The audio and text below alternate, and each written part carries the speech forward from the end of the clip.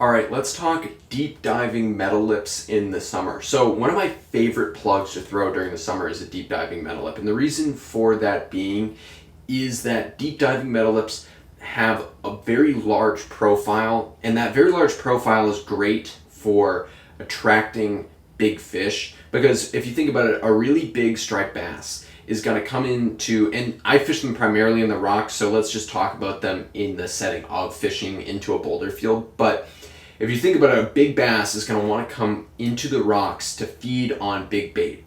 Generally, what they're trying to do is find one really good meal that they can eat and that they can digest and not have to go around expending extraordinarily amount of energy trying to find lots of little bait fish or crabs or whatever to eat. What they want to find is one main thing that's going to fill them up and that they don't have to expend a ton of energy getting. So those bass are going to be looking for things that are maybe injured or that they can potentially catch easier than something else. Because if you think about it, if you have a really big fish and there's mackerel swimming around and then there's bonito swimming around, very similar fish, but bonito are like tremendously fast fish, and it is one of those things that I've seen firsthand, really big striped bass blitzing on mackerel, but then when there's equal amount of bonito around and no mackerel, they just won't blitz on the bonito because the bonito moves so much faster than the mackerel do that they don't want to expend that extra energy to go chase that down. And the same thing goes for if there's mackerel around and then you have adult bunker. The adult bunker are slower than the mackerel, and so if there's adult bunker around, they're going to go for the adult bunker because it's a slower, easier meal. But even furthermore, they're going to go into the rocks and they're going to forage around and look for easier prey items to eat, whether that's a black sea bass or a tautog or maybe even a lobster, something that they can catch easier and sneak up on that might not be as aware of what's going on as maybe a mackerel or whatever. So those but all of those things have one thing in common, all those baits do, and that is that they are big. And so to match what those striped bass are looking for, which is a big meal, you want to throw big metal lips. And there's a lot of hate on metal lips because you can't really cast them very far, and that's 100% correct. You can't really cast metal lips that far, but a lot of the spots that I actually fish, you can get, when you get out there and you're fishing them, those bass are not going to be staging up that far away from you. You're actually going to be catching those bass that are within the casting range, whether that is 20 feet, 30 feet, that you're casting that metal lip, and those bass are going to be staged up within that space. And so what you can do is really slow down and fish along a spot with that. And what I really like to do is start at one side of the spot where I think the bass are probably not going to be staged up.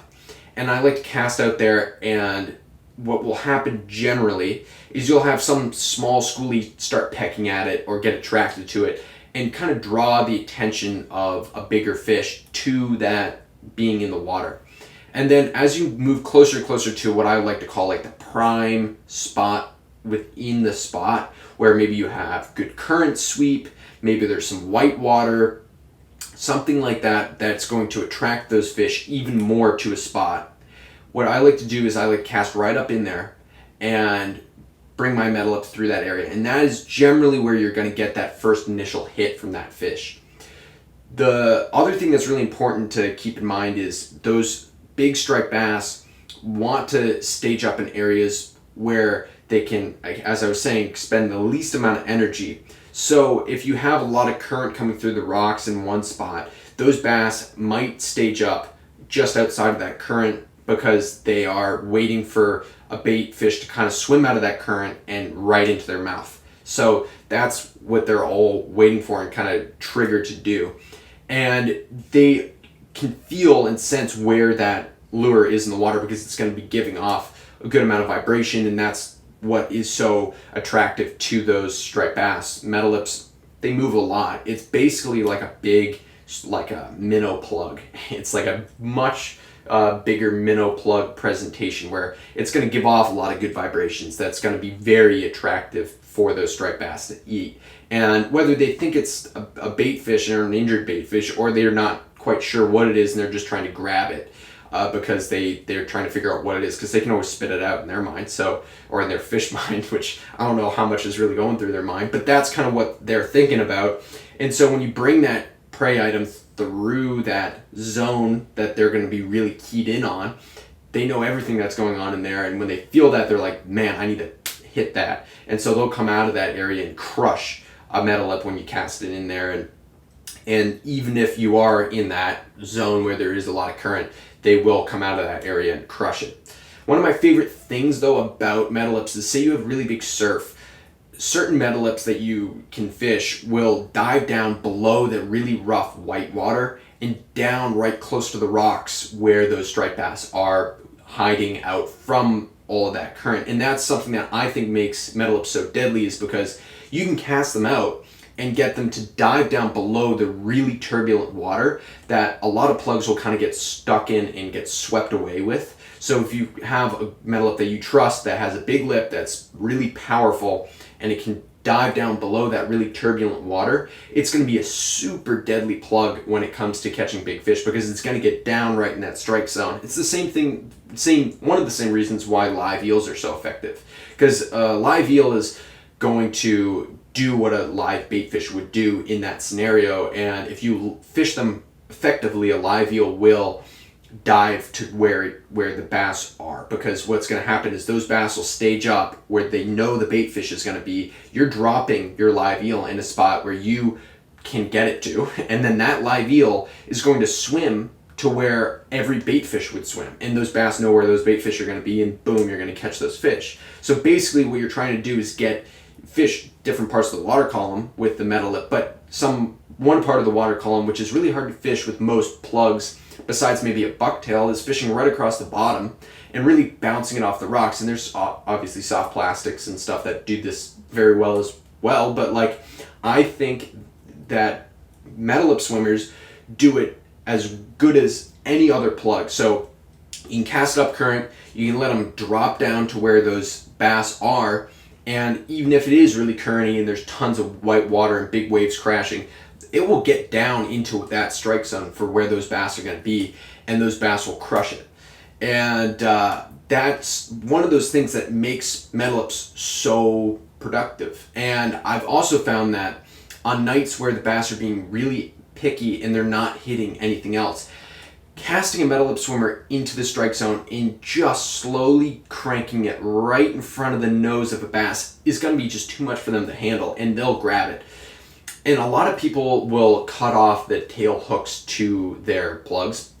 And I have a great story that I cut all of the stinger like tail hooks off of all of my plugs, because I was like, you know what, most of these striped bass are just going to go grab around the head of the metal lip, and what will happen is the stinger hook will hook it somewhere that it doesn't need to be hooked, and it will create pressure and twist and torque, and it's going to increase my odds of pulling the hooks or bending out hooks or anything like that. So I was like, I'm going to cut them off. They're just going to be out of the way. When I grab the fish, I'm not going to have to worry about them stabbing me in the hand or anything crazy like that either. It's going to be 100% the way to go.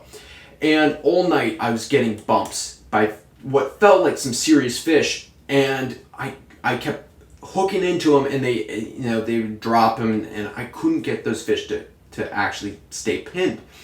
And I had one metal lip in my bag. It was the same as the other ones that I was using, but I just happened to not cut the tail hook off of that plug. And I throw it out there, and I hook into this fish, and it is a large bass. And it's running and running, and I'm like, man, this is a really big fish. And it pulls hooks. And I'm like, what happened? I reel it in, and the tail hook is straightened out. But the moral of that story is, number one, make sure you have a good solid tail hook on there. And if you do have a tail hook that's not good and solid, make sure you're not fishing super heavy drag like I was at that time. But they will short strike something like a metal lip. So if they're being really finicky, they're going to just sip at the back trying to figure out what the plug is. And if you do have that stinger hook, you might increase your chances of hooking into a fish that otherwise wouldn't be as prone to getting hooked. And so what I'll do is I'll most of the time keep that stinger hook on, because there have been many occasions where when I hook those big striped bass, they are hooked on that stinger tail hook. And then I've had scenarios where I fished Danny plugs during the day, and you see this a little more during the day, where a really big bass will just nip at the back of the plug, and I've hooked many bass on the tail hook of the plug right as it comes close to the rocks, because they're trying, it's that last ditch effort, they swing at the plug and then they get hooked. And so I've seen it now visually firsthand what they're probably doing at night, and that's something that I think not a lot of people focus in on, that you can catch a lot, you're missing a lot of really big fish by not having a tail hook. I know it's not as good for the bass, but if you really want to throw everything out and be like, I want to hook the big fish, you're going to want to have a tail hook on that plug. If you guys like this video, please like and subscribe, and I'll see you in the next video.